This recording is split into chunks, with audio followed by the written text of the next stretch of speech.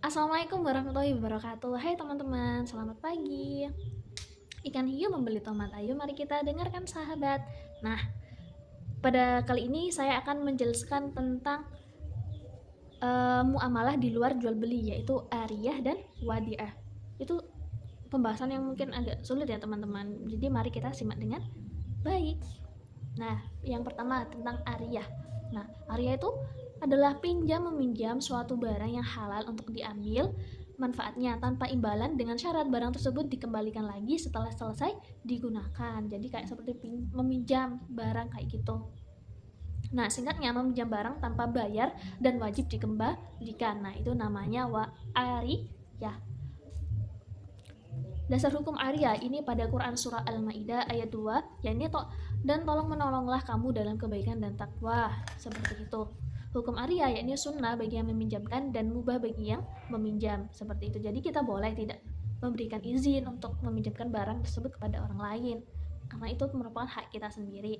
Rukun dan syarat ariyah yakni rukun ariyah yakni ada 4: mu'ir orang yang meminjamkan, ada musta'ir orang yang meminjam, ada mu'ar barang yang dipinjamkan, ada sighat yakni ijab qabul saat meminjamkan barang tersebut. Jadi ketika kita meminjam barang tanpa sepengetahuan orang itu tidak boleh, karena itu tidak memenuhi rukun dari ariyah.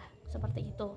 Nah, syarat-syarat ariyah yakni bagi seorang mu'ir atau peminjam ini harus balik, berakal dan berhak atas barang. Nah, jika kita meminjam barang kepada anak kecil tanpa memberitakan kepada orang tuanya, nah itu tidak boleh karena tidak memenuhi syarat dari ariyah tersebut gitu. Jadi akadnya itu tidak sah.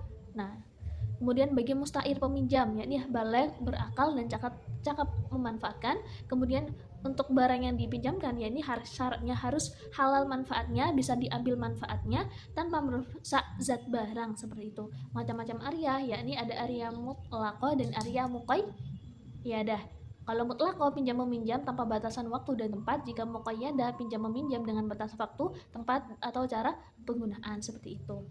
Hak dan kewajiban mu'ir dan musta'ir, yakni berhak meminta barang kembali kapan saja, berhak menentukan syarat penggunaan barang, dan wajib menyerahkan barang dengan kondisi baik.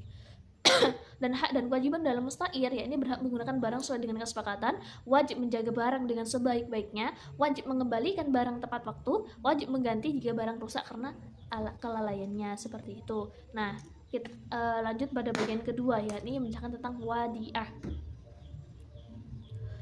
Wadiah adalah titipan barang atau uang dari seseorang atau muwaddi kepada orang lain, yakni wadi, untuk dijaga dengan amanah dan dikembalikan kapan saja kepada pemiliknya tanpa diminta. Singkatnya, menitipkan sesuatu kepada orang lain untuk dijaga. Contoh, menitipkan tas di warung saat berolahraga atau menitipkan uang di bank syariah. Nah, itu termasuk wadiah. Dasar hukum wadiah itu ada pada surat Quran Nisa ayat 58, ayat Al-Baqarah 283. Dan hukum wadiah itu sunnah, menerima titipan jika mampu menjaganya, dan wajib jika tidak ada orang lain yang bisa menjaga barang tersebut.